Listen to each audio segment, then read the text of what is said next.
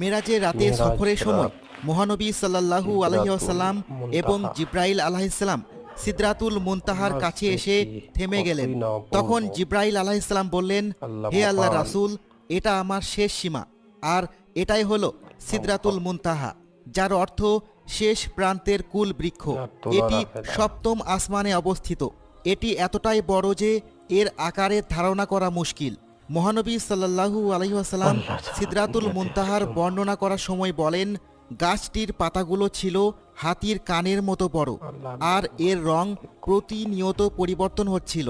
পৃথিবীতে আমরা যে সব রং দেখি তা মূলত রংধনুর 7টি রঙের সৃষ্টি, কিন্তু এই গাছটির রঙগুলো ছিল অন্যরকম, যা বোঝানো সম্ভব নয়। এর চারপাশে অনেক প্রজাপতি ঘোরাফেরা করছিল। সমস্ত সৃষ্টি এবং ফেরেশতার জন্য এটিই শেষ সীমানা, যার সামনে জান্নাত